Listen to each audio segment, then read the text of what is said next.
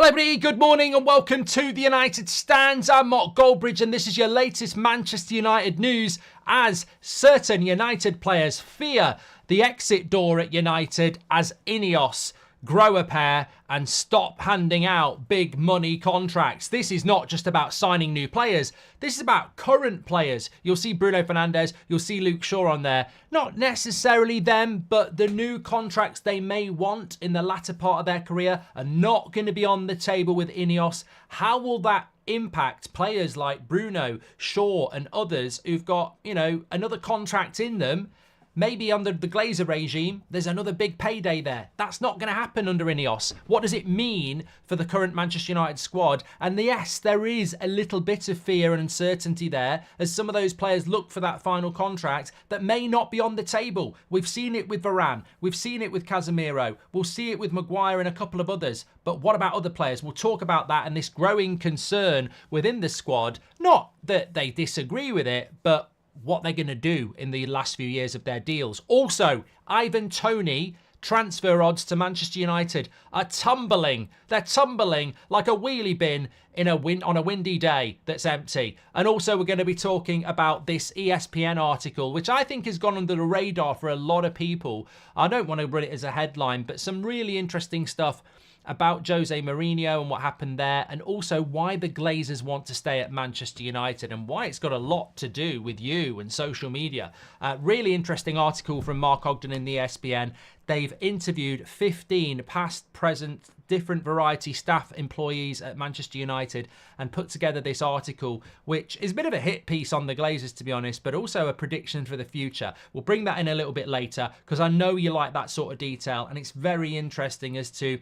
I read something else this morning as well, which I thought was quite interesting. There's a lot of positivity around the CEO. There's a lot of positivity around INEOS, but not my words, I read this. We've got to be very, very careful about what we get positive about here.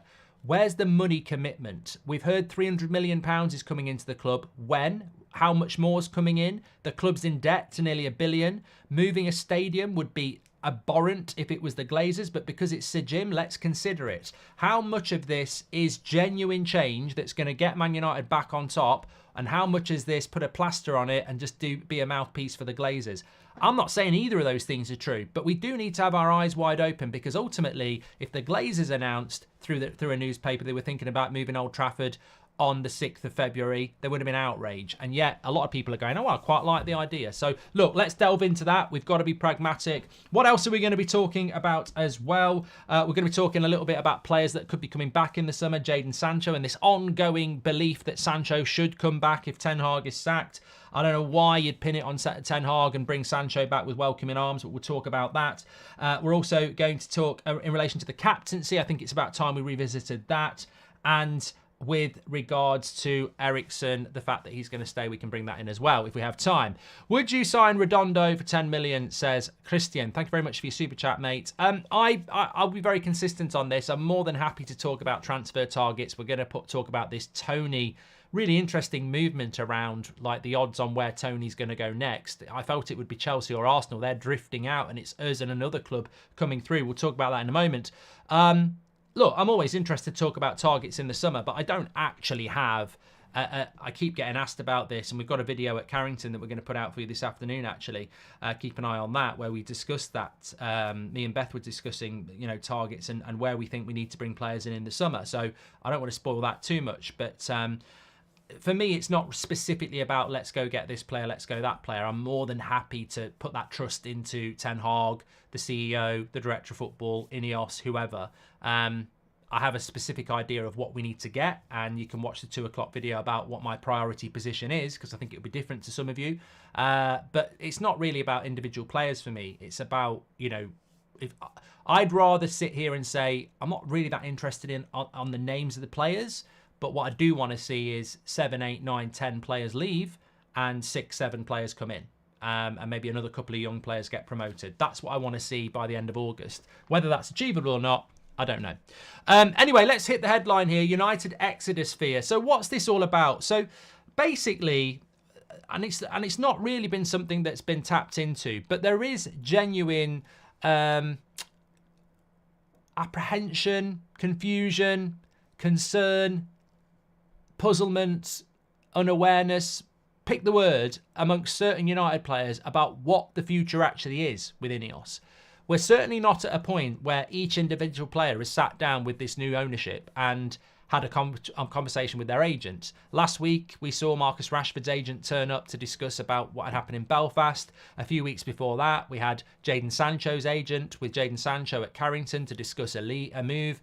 When you're talking about contracts and futures, the agent will be there. And it's certainly not the case that a Bruno Fernandes or a Luke Shaw or a Harry Maguire or anyone like that has sat down with the new ownership around the footballing side to discuss their future yet. Those conversations haven't happened. So naturally, there will be an air of uncertainty, that's the word, around certain players. Footballers are an island as much as they are a team. Footballers are a brand as much as they are a team, and they've got to look after their own circumstances.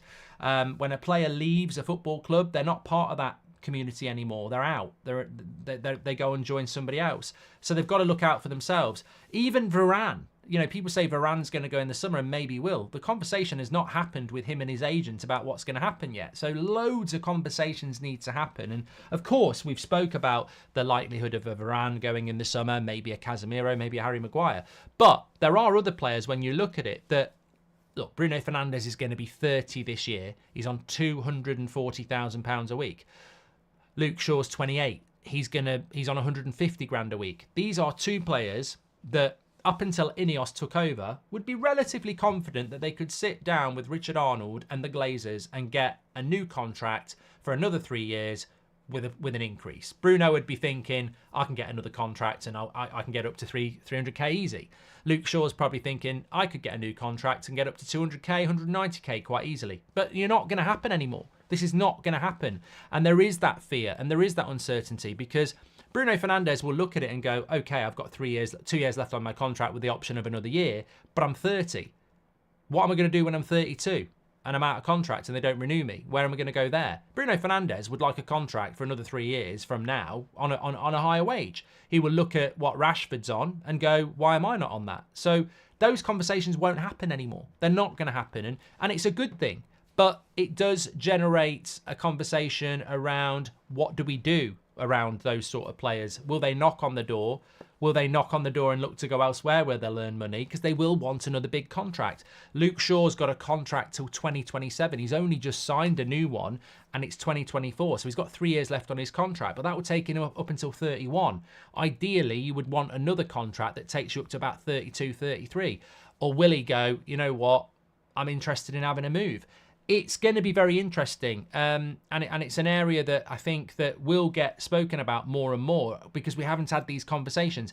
And I use Luke Shaw and Bruno Fernandes because they're two players that I like, and I think if you use players that, you know, I might be happy to sell, people just go, oh yeah, you're just using those. But I think if you use players that you don't actually want to go, it does emphasise a point that there is this fear at Manchester United at the moment. There is this uncertainty as to how INEOS are going to deal with things. And I suppose the question is, would you want to give Bruno Fernandes another contract when he's got a contract that keeps him till he's 32? Would you want to do that, even if he wants a pay rise?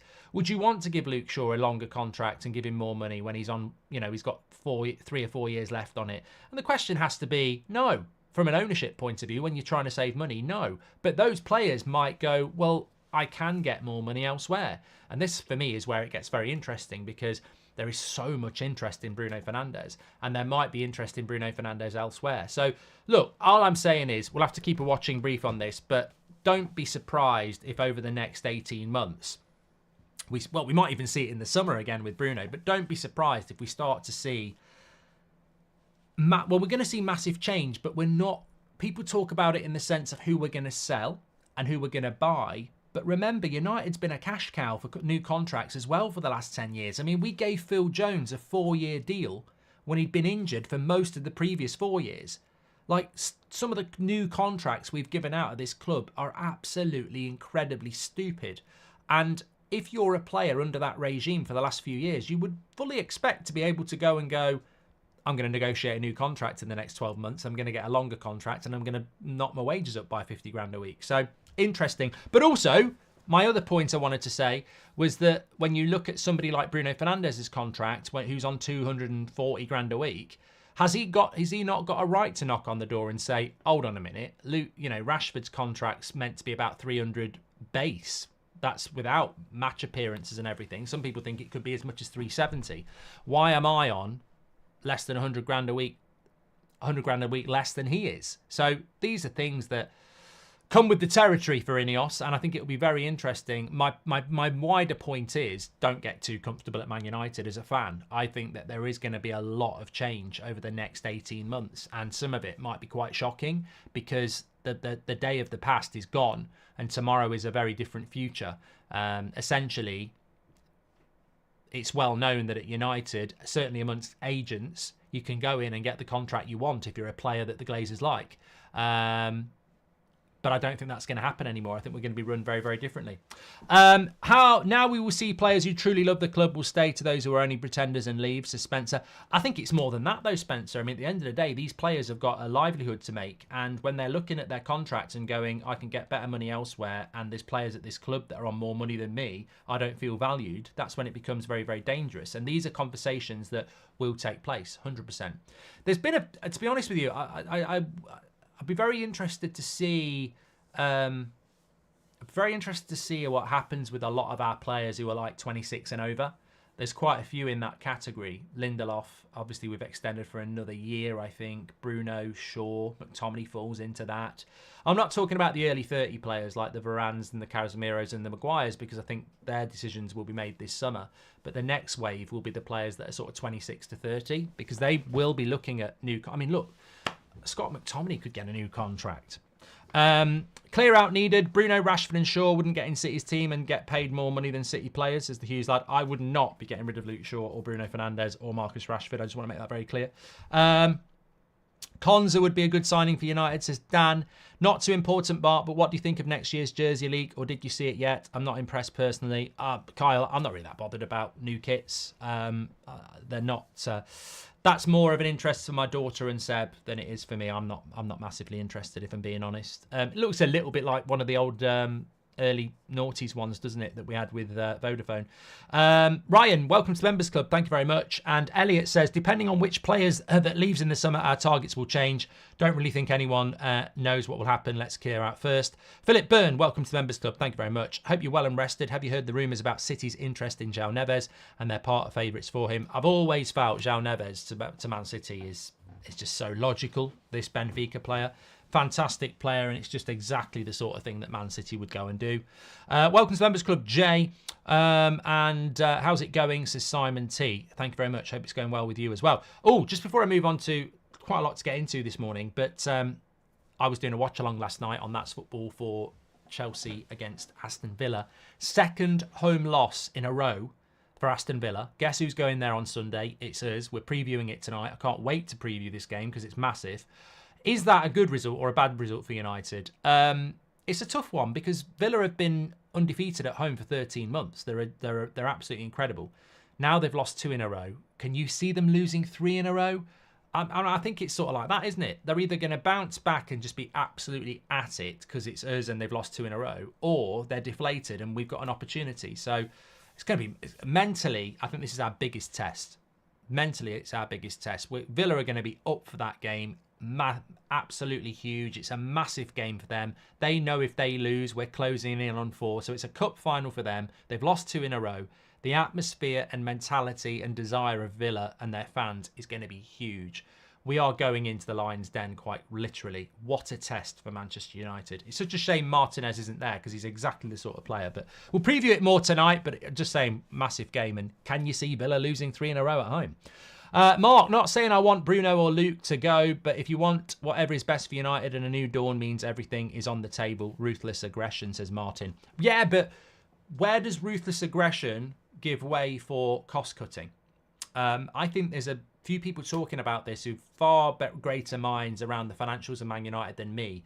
And I think at the moment, I have to say, I'll always take in the positives and the cynics because that's how you learn. I look at United at the moment and I agree that we shouldn't be handing out massive new contracts anymore. I agree that we shouldn't be paying stupid transfer fees anymore. I agree that we need to be more ruthless in selling players now to clear the decks and get rid of players that can't be part of the future who are on big wages. I agree with all those things, and that's an open goal. That should happen with any ownership. But I also do look at it and go, Man United, that's not going to make us compete with Man City. Selling a few players, not giving out new contracts, and not having our pants pulled down, that's not going to make us compete with Man City. Where's the investment? Investment's the biggest word for me. Where is the investment? We can't be successful on vibes. We can't be successful on positivity. There has to be a huge swathe of investment. Where is this coming from? The stadium. Where is the money coming from for that? Like, is it more debt? Like, are the Glazers going to put some money in? Why would Sir Jim pump money into a stadium when he only owns 25%? So the word I'm interested in is investment. There's a lot of positive talk going on, but I'm still stuck on the fact that the Glazers own a lot of this football club, and I'm still stuck on the fact that Sir Jim is working with the Glazers. And, you know, some United fans seem to just differentiate the two and go, Sir Jim positive, Glazers bad. Like they're sat in different, you know, he's sat in Monaco and they're sat in America sending horrible emails. They're working together. What's this relationship? What's the investment? I'm not saying it's bad. I'm not saying the future's bad, but you do get a lot of people just chucking out amazing positivity or cynical negativity. And I'm sort of in between. I'm like, look, there is a lot of positive things happening here, you know. And as I've said about the stadium, I can see, I feel sorry for Sir Jim. I'm sure he doesn't want to leave Old Trafford, but there's probably a lot of people saying financially it's the right thing to do. And that's obviously the Glazers' fault. But they are working together. And I haven't seen enough yet to start saying the future's bright. I haven't. It could be a plaster. You know, some people say that the Glazers and Sir Jim are working together and the Glazers are using Sir Jim for all the positive bad stuff that they'd normally get in trouble for. We'll have to wait and see. We have to keep our eyes open, of course we do. But the big word is investment. Man United are in huge amounts of debt. We've heard that people are going to lose their job.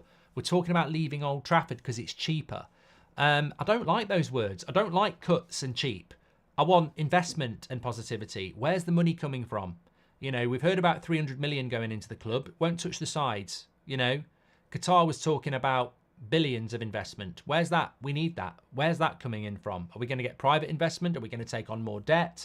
These are things that we need to keep our eyes open about. It's not negative to say this. We need to keep our eyes open to this because everybody at the moment, not everybody, a lot of people at the moment are getting swayed quite rightly on, oh, we've took Man City's CEO. Doesn't actually cost that much money to do that, by the way. Oh, we might be selling this player. Doesn't actually make a massive amount of difference. We're talking hundreds of millions of pounds investment. A CEO isn't hundreds of millions of pounds investment. A director of football isn't either. Selling a player isn't either. Where's this money coming from? Because we do need that 100%.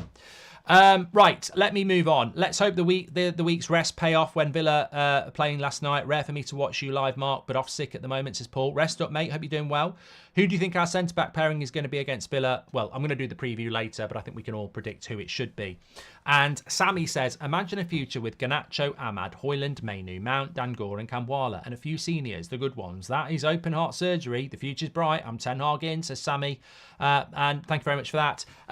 Lots to get into. I want to talk to you about, I really want to do it now. For me, this is the favorite. You know, when I do a show, there's so much to talk about. And I'd say I sort of, a bit like Bevo when he's eating his food, you know, big up the stories, you know the rules. But I'm like, if you've not watched that, by the way, please do check it out. If you know, you know. But basically, Goldbridge reacts to Bevo on my page. But what I want to talk about is this bit in the ESPN about why the Glazers want to stay for a long time.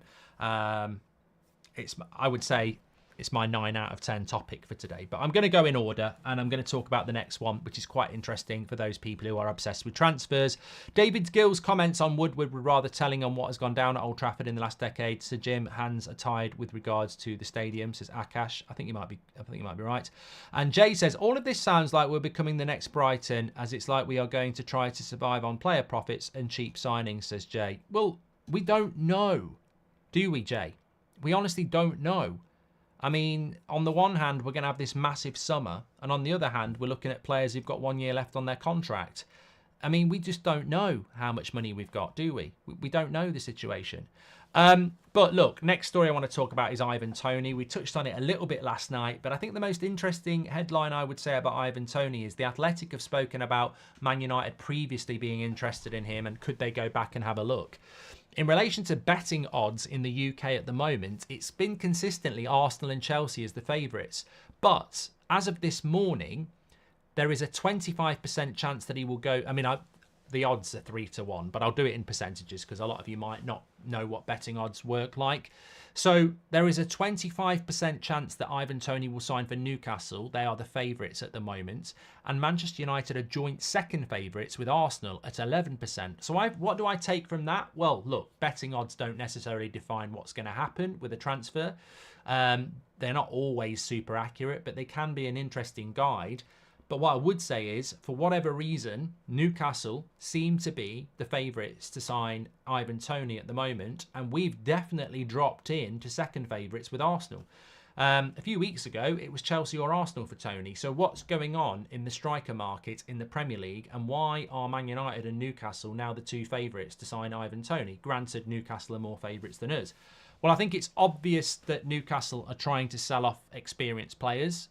Good players, Callum Wilson, Trippier, Almiron. They're decent players for Newcastle, but they're trying to sell them off because they're all around 30 and they're trying to build a future and raise money. So similarly, I think United are trying to do the same thing with the likes of Varane and Maguire, etc. If they do sell Ivan Toney, if they do sell Wilson, then Newcastle going for Toney makes a lot of sense. It'd be an interesting move. But why are Arsenal and Chelsea dropping out, and why are Man United dropping in? I think it's quite simple, because I think Chelsea and Arsenal may well be setting their targets on somebody a little bit more high profile, whether it's Victor Osimhen or somebody else. I feel that Arsenal and Chelsea might be drifting away from Ivan Toney, leaving it to Newcastle or potentially Manchester United. So look, I haven't really got anything more to add. I think last night we did a poll and it was 50-50 on whether we should sign Ivan Toney or not. I don't really have anything more to add than what I said last night. I think he's a good player. I think if he was happy to come to Man United and be our backup to Rasmus and play, you know, a peripheral role in the sense that he comes on quite regularly. Sometimes he starts, but Rasmus is the main guy. I think that could work quite well. But the price tag is not going to suit that. You can't spend 60-70 million pounds on a striker and then not start them. So I don't know that it fits Manchester United. Whereas for Ivan Toney, if he goes to Newcastle, I suppose it could be a similar situation with Isak. But the price tag doesn't really.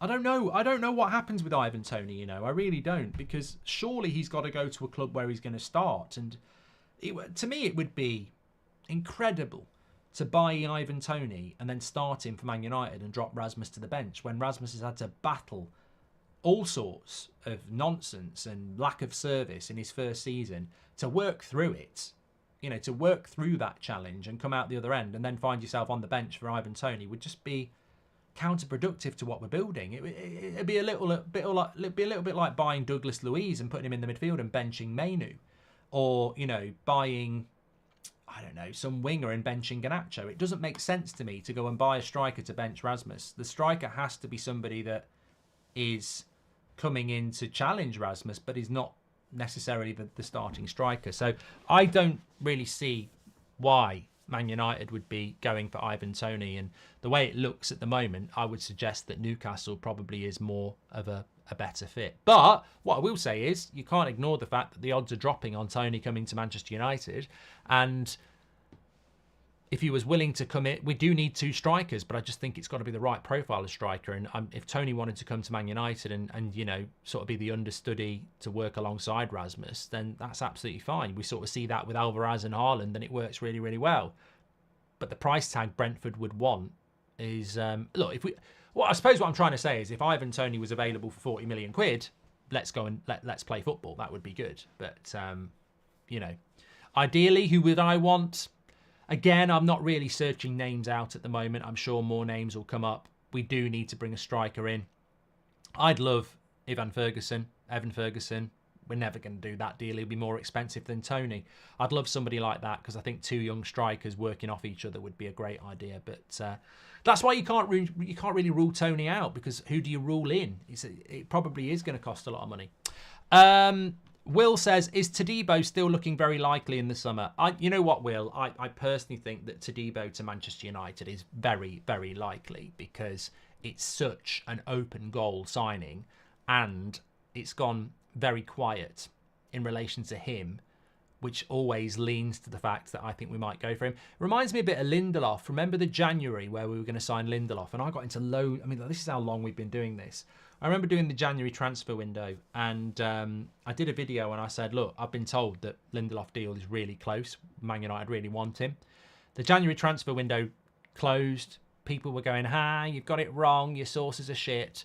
And I was like, well, the transfer window's closed, It's not going to happen, is it? And then as soon as the summer hit, Lindelof signs. So I think Todibo reminds me a little bit of that. I think that the noise around Todibo has always been very much that he's high priority for Manchester United all the way back from last summer. But it's gone quiet because people are talking about Branthwaite, they're talking about De Ligt, they're talking about other centre-backs. But I personally think Todibo will, when the summer comes, end up being a major target for Manchester United. And of course, being a Nice player, Sir Jim owns Nice. I think Man City have just done it with a winger. Salzburg did it with Sesko to Leipzig. I think United have to be on that train as well. And I think Todibo is a very interesting player. Don't forget that he's been scouted by Chelsea. Spurs even tried to sign him. So I think he's a good player. Might be a little bit dull because it's a player that we've been linked to for a long time. But I think we will probably end up going back for Todibo, yeah. All of this sound, I've done that one from Jay Rayner as well. Great question by Will. Really appreciate that. Let me just bring this in. There's a few bits to talk about, but I'm just going to be really selfish here and bring in this article, which I don't think is getting enough scrutiny. I'd give it a read if I were you. It's ESPN, Mark Ogden talking about the Glazers. Basically, they've interviewed 15 different people around the what's been going on at United over years, 15 different past and present employees. This is very personal to me, but this is not the one I want to talk to you about. The one I want to talk to you about is the reason the Glazers might be staying at United long term. But remember, I always said this to you, and it's very interesting that it's come out from this article and it's come out from a good source. Basically, we've been talking about this for years. Jose Mourinho wanted to sign Perisic from Inter Milan in 2017, but Ed Woodward said he wasn't a commercially viable player. Walt Woodward has apparently told ESPN that no signing was vetoed for commercial reasons, saying that was never a consideration. But look, I've always had that information, always mentioned it on here, that signing to me is one of the biggest mistakes Manchester United made in the Jose Mourinho era.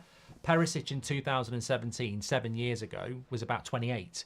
I think he would have been a transformative signing, ridiculously hard-working, very, very good off both wing. We've always struggled in recent years from service from the wings. I think he would have been a good signing. And whether Woodward wouldn't sanction it because of commerciality or whatever, we did walk away from a deal that Mourinho wanted. Also, very interesting from the same source, talking about Anthony Martial, Jose Mourinho told Woodward and the Glazers to sell Martial because he wasn't good enough and wouldn't be good enough. And that got overruled by the Glazers, who were a big fan of Martial. 6 years later, Martial's still here. So we know about these things as well. And as Key to Success says, he was both-footed as well. FIFA Crazy says, but you're always saying that we should buy first teamers rather than bench players. I love Rasmus, but still think Toney is better currently. Yeah, but I don't disagree that I'm still right on that. I know what you're saying. You're saying you'd buy Toney to be the backup striker, but the point is you can't start both strikers. So you can still buy a first teamer that goes on the bench. Like, what I'm saying is don't go and buy a bench player. Like, Ivan Toney is a proven Premier League goal scorer who starts for Brentford every week. What I'm saying is if we buy him, I'd put him on the bench. He's still first team quality, but I'd put him on the bench. I don't want to buy bench players. Like, I think there are certain players that you buy them and you go, well, they're a bench player. Like, if you go and buy Idrissa Gueye from Everton, he ain't good enough to start for United. He's actually a bench player. Obviously, Alvarez is first team quality for Man United, but spends some time on his bench. Grealish is first team quality for Man United. He's a bench player at Man City. Somebody has to go on the bench. There's a difference between being a bench player and going on the bench. I think Ivan Toney is a very good player. You could argue that he could start. You'd start him, but I'd put him on the bench. So that's not quite the same thing. But I wouldn't bench Rasmus for Toney either. I think that's incredible. But look, this is the big bit I wanted to talk to you about from this article. Other United sources have told ESPN that layers and layers of bureaucracy and endless chains of accountability resulting in having to wait days and weeks for the Glazers to make decisions is common practice. All the Glazers care about is money and social media engagement figures. This is interesting because we hear about the Glazers and money, but all they're interested in is money and social media engagement. A United source told ESPN, you'll have internal meetings with staff trying to get praise for getting so many likes on this or engagements on that. In last year's club accounts, it's reported that the club gained 2.7 million followers and generated more than 318 million digital interactions and 1.5 billion video views across all global social platforms in the fourth quarter. But those numbers on Google, Twitter, Instagram, TikTok and YouTube point to why the Glazers remain so keen to retain an involvement in the club rather than sell it completely. The big idea, or maybe the big hope that the Glazers have, and was driven by Ed Woodward, is the emergence of AI, or augmented reality. A source familiar with the Glazers' business model told ESPN the technology is already out there whereby a player could have an AR wearable on his body and a supporter anywhere in the world could pay a small fee to experience a game through the eyes of his favourite player. Just imagine how United could generate money from a huge global fan base if supporters were able to pay to be Marcus Rashford or Bruno Fernandes for 90 minutes. Imagine paying to be Scott McTominay though. Woodward confirmed to ESPN that the AR was seen as a huge opportunity, and the Glazers are smart enough to have identified this opportunity, which could propel them into a new earning sphere. But they still run a club that has developed a habit for getting things wrong. Anyway, look, I think that is a really interesting section, and I've read the whole thing, and there's a lot in there about painting Old Trafford, the decay, the delay in making decisions. But I do think it's also very important to remember that we've always had a concern about why the Glazers didn't sell. Was it about the Super League? That looks to be dead in the water. Was it about a new TV deal? That's not going to happen until 2030. So what is it that's making the Glazers hang in here? And I think that article is really interesting because it's something we probably haven't. It's there, but we've probably not thought about it enough. The Glazers seem to be obsessed by social reach. The Glazers seem to be obsessed by interaction. And what they seem to be obsessed with is turning that huge reach and interaction into money. And that augmented reality is one example, but rest assured, this is a big reason why they're not selling. This is a big reason why they're not selling the football club, is because they still see you as a cash cow. They still see you as a way to make loads of money, and they will drift into the background. I've got no doubt about it. So Jim will be the front, he will be the face, and he's a positive face because he's from the area. And he's well liked and he wants Man United to be successful. But what a dream for the Glazers. You go into the background, you still own the majority of the club, you put up a nice face that everyone likes and you give him a bit of the club, you retain a big foothold in the club, you keep making money and you make money yourselves. I think the big interesting thing for me is going to be, when are the dividends going to kick in again? You know, are they going to kick in again, or is it just a long-term vision to expand the value of this football club and then sell it? I don't know. But, yeah, I think anybody who thinks that the Glazers are going anywhere, 2 + 2 = 4. They're here to make money. And look, you know, who knows what the world's going to be in 10 years' time or 5 years' time. People say I wouldn't pay to be, you know, put a VR headset on and be Bruno Fernandes. I can't imagine I would. I think I'd find it nauseating and frustrating. Pass the fucking ball! Why are you always shooting? I don't get how AR. I don't get how you'd get any enjoyment out of... I think I'd like to do it after the game. I think if you look at Rasmus or Garnacho at the weekend, I think I wouldn't mind putting the VR headset on after the game or doing classic games, but I wouldn't want to watch a game of football doing it. I think it would be weird, but people would pay for that. Of course they would, and that's only one thing. What about VR headsets that put you in Old Trafford, where you look to your right, there's a load of fans, and you're watching the game like that? All this is going to come. Of course, it's going to come, and there'll be a lot of money in it, and that's what the Glazers are here for, of course. Hughes Lad gifted a membership. Thank you very much. Padina, welcome to Members Club. Look, we talk about reality, we talk about hope, we talk about positivity. Personally, I'm sort of the opinion that the Glazers ain't going to go anywhere for a very long time. They're still going to be here. They're still going to own half of the club, and basically they're just going to be in the background and hope that Sir Jim can build the positivity and be the fall guy for big decisions that they'd normally get criticised for. Incredible that the Glazers could be obsessed with social media and have so little care about how much they're hated, says James.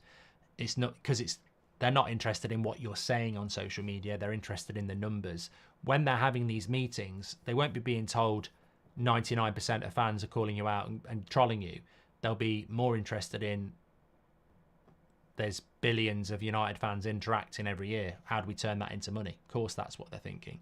Thank you very much for that from James as well. Okay, let's move along again. I want to talk about what was the next thing I wanted to talk about? Something really important, and it's completely flipped from my head.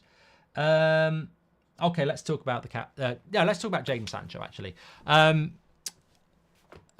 An article yesterday. I didn't really want to get into it because I feel that we've spoken about it a lot, but it was mentioned yesterday, so I thought I'd bring it back in because it's just an element of frustration, I would say, in relation to Jadon Sancho. Another story came out yesterday that we would be what's the word? There is still a chance that Jadon Sancho returns for Manchester United if Erik ten Hag is sacked. And I think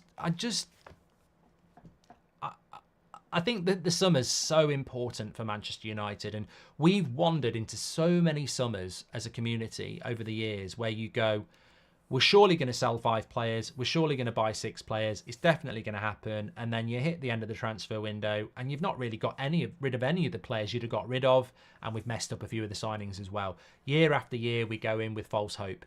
And this summer has to be different. It's meant to be a new dawn, and it has to be different. But I can't sit here and say to you with any conviction that I'm absolutely confident that Jadon Sancho will be sold or moved on in the summer, because I just don't know. I really don't know what might happen. I don't know what the INEOS plan is. They might look at Jadon Sancho and go, if we sell him, it's going to kill us financially. We're not going to make any money for FFP. He's a homegrown player. It's worth trying to work through it with him. And for anybody who says that that won't happen, how is that different, right? Explain to me how this is different. We're not going to sell Jadon Sancho because financially it'll kill us and he's homegrown, so it's better for us financially to keep him and try and make it work. How is that any different to, we love Old Trafford, but financially it's killing us, so let's build something new and move away? Like, if you can move away from Old Trafford, you can bring Jadon Sancho back financially. So let's not pretend that, the fact that leaving Old Trafford is actually part on the table under this ownership, I am never going to believe that we're definitely going to get rid of Sancho. So, of course, that could happen. What I don't like is that there's this, and I'd be very pissed off about this. If we do bring Jadon Sancho back, it can't be throwing up Ten Hag as the fall guy. Like, it can't be we're bringing Sancho back and we're sacking Ten Hag, because there's absolutely no way that Erik ten Hag is the reason that Jadon Sancho has failed at Manchester United. But we all know how the media works, and we all know how recency bias works. If Sancho comes back and Ten Hag goes, it will be Ten Hag's fault that Sancho failed, and that isn't the story. Like, listen to what Matic said. Sancho was turning up late for training way before Ten Hag turned up. Sancho was inconsistent on the pitch way before Ten Hag turned up. So I don't know what's going to happen with Jadon Sancho. I mean, ideally, I'd even put my hands up and say him sorting himself out and playing consistently well to the talent he has would be better than selling him. But we can't pin it onto Ten Hag and say, well, yeah, if Ten Hag gets sacked, let's bring Sancho back. It's just ridiculously naive.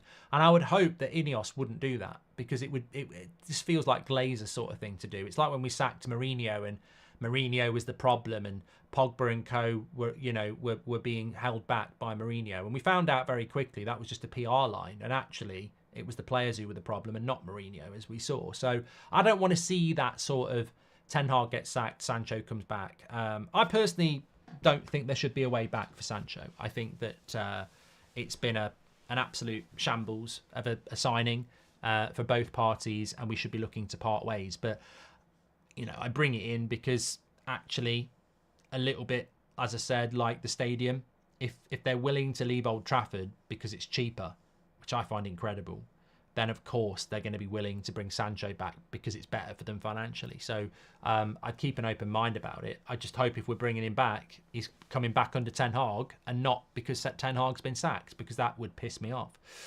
Games will be shown at stadiums worldwide through a projection on the pitch. It'll happen within 10 years. Save this chat, says Kristen.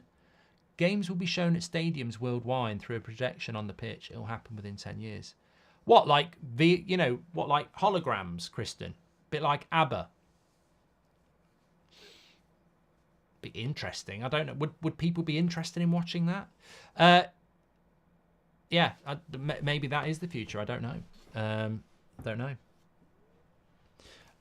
In fact, the fact that he wouldn't just apologise and took 300k a week rather than put his head down and get on with it says it all to me. Says easy. Yeah, I'm just going to read some of your chats on this actually.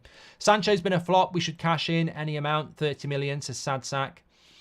That's a great comment by the member there, Sadsack. Get your badge in, by the way. Thank you. Welcome to the new members. But that is a great point. You can work this out.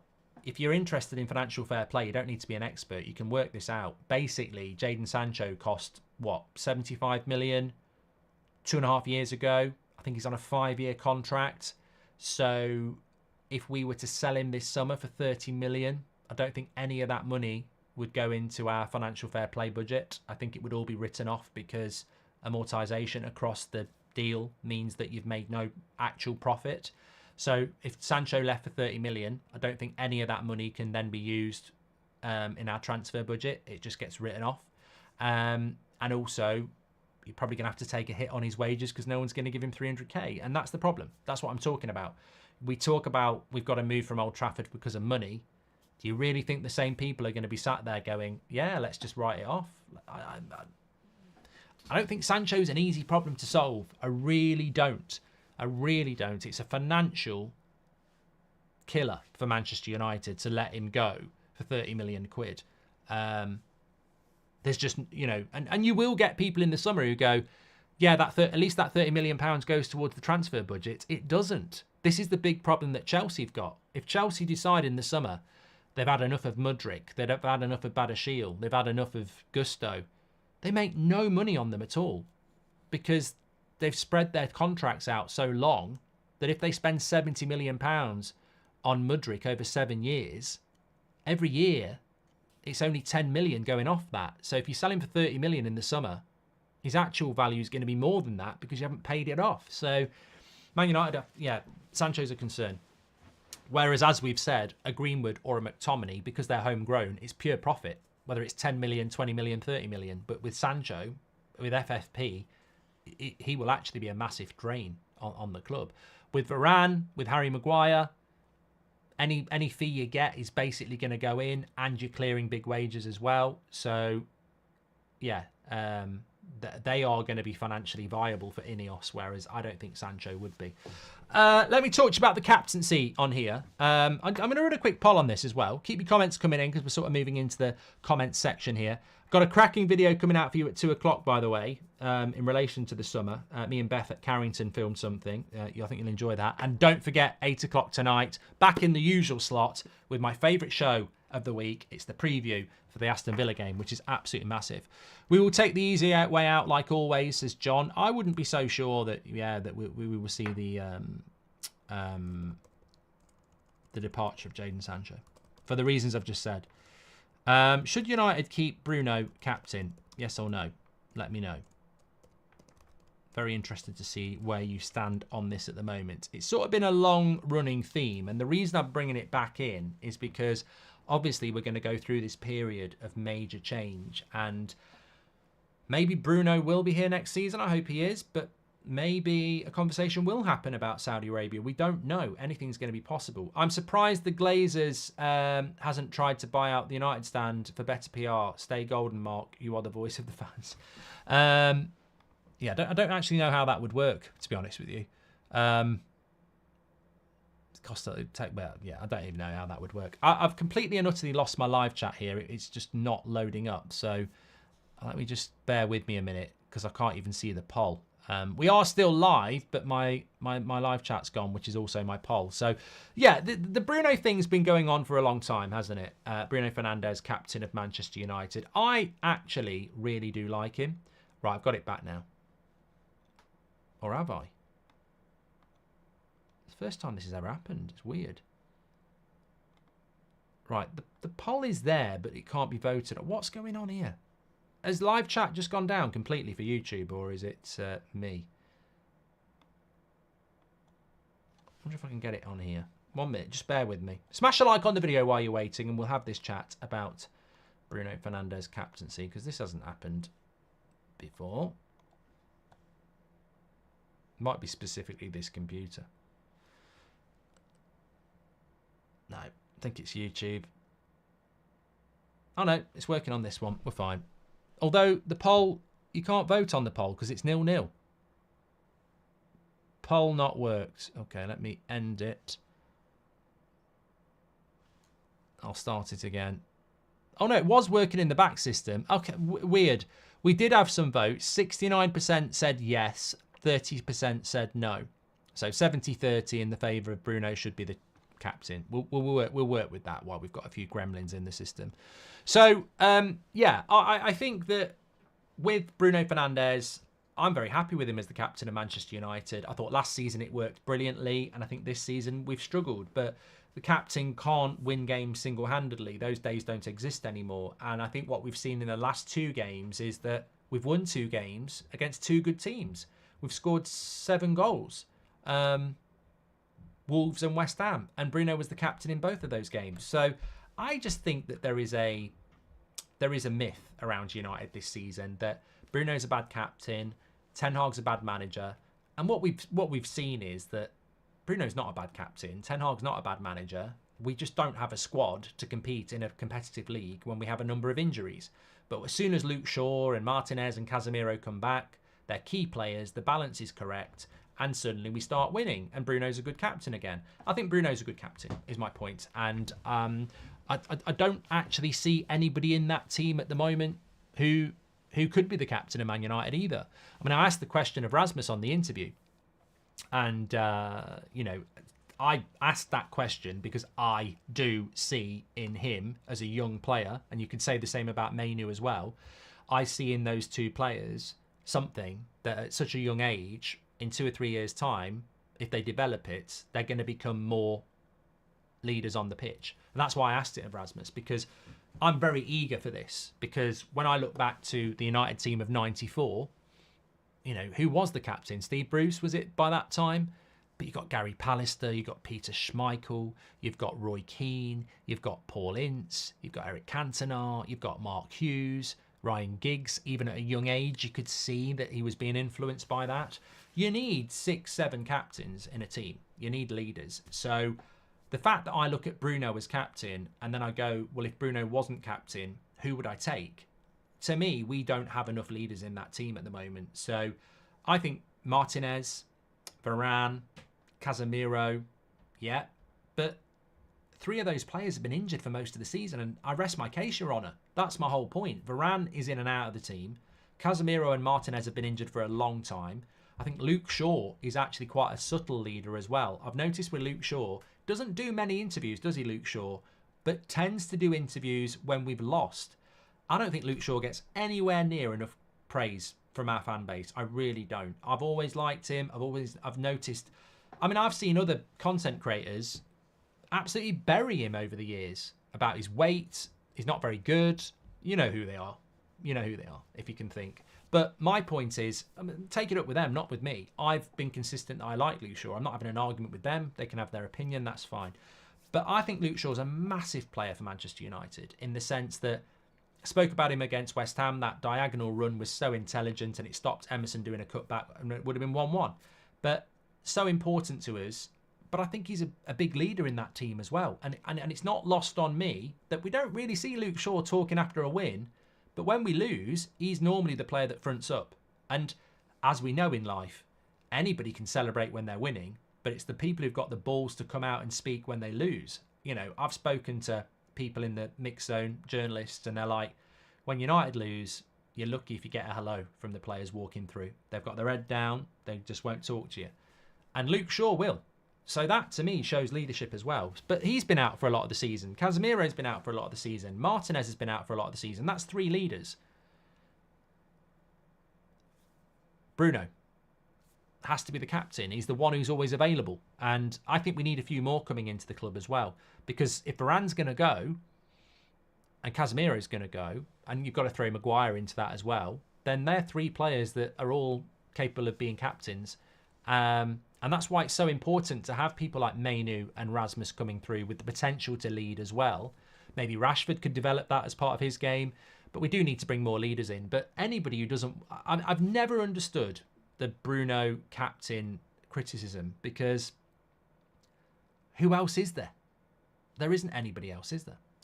Anyway, look, let me have a read some of your chats. I'm starting to get concerned by the lack of movement on the director of football, says James. What's the latest? We can afford to leave it. Well, we're already overdue, mate. We're already overdue. Ibrahim, welcome to the Members Club. Yeah, we're already overdue. We need that director of football in last month. So every day it doesn't happen is a delay. I don't blame INEOS. As I said, they've only just come into the club, but we need it to happen quick. What I will say about the director of football is, and look, there may be a bit of a wink behind this if I could figure out how to do it. I wouldn't be surprised if we get a big drop like Barada at any moment. I really would not. I feel that with the director of football, it's going to be a big drop, and I feel that this is the way INEOS want to work. I don't think INEOS are stupid. I think they monitor things, and I think they're very aware that this fan base has become tired of prolonged announcements. You know, you think about Pogba, Bruno, Maguire, all these transfers that we knew about 6 weeks before they actually happen. I think INEOS are aware that United fans want the drop. They want the quick drop. They want the hype. And from a social reach point of view, it's massive. That Barada story was massive because it dropped out of nowhere and it was a big deal. I suspect the director of football is going to drop out of nowhere soon. Now, I'm not saying it's going to be today or Saturday evening, but I think it's going to drop very, very soon because that just seems to be the way they want to do it. Thanks everyone for watching. Make sure you smash a like on the video. Don't miss the video at 2 o'clock. I think you'll really enjoy it. It's filmed at Carrington. And what else have we got? 8 o'clock. Can't wait for the show tonight. Preview our Aston Villa game. What a game this is. This is our game of the season. This is Villa's game of the season. This is absolutely massive. I mean, I wish we were playing Man City for the title, but we're not. But this game is it's basically a season definer. If we lose it, we ain't getting anywhere near top 5. If we win it, we're in a top 4 race. If we draw it, look, the hope goes on. But looking forward to that. Take care, everyone. Absolute legends this morning, as always. I hope you've enjoyed the show, and I'll speak to you all in a bit. Take care.